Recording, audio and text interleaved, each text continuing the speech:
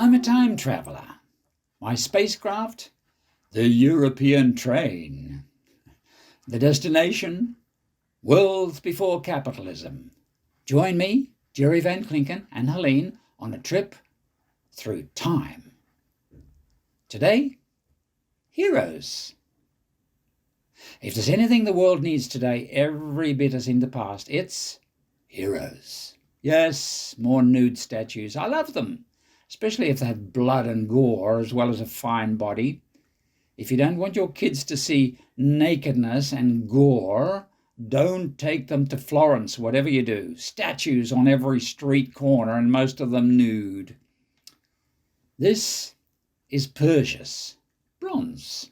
He still stands in the square where Cellini, of the Salt Shaker, put him in 1554.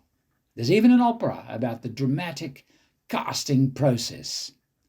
And this is what he wrote about the moment when they were actually pouring the molten bronze into the mould. Quote, "To add to the difficulties, the workshop caught fire and we were terrified that the roof might fall in on us, and at the same time the furnace began to cool off because of the rain and wind that swept in at me from the garden.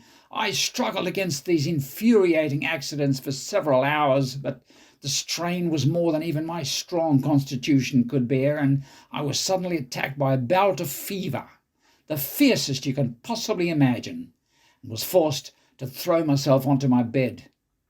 Then I spent 2 hours fighting off the fever, which all the time increased in violence, and I kept shouting out, 'I'm dying! I'm dying!'" Unquote.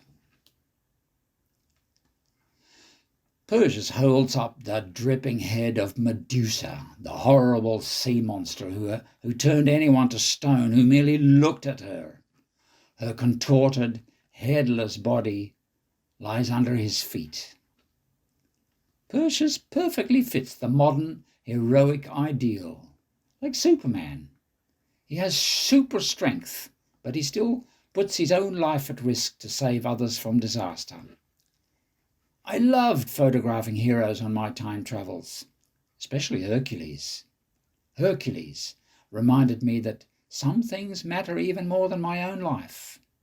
When I am tempted to be nihilistic, to think, nothing I could do would make a difference, the hero is there to save the day, to show a better world is possible if we take a risk.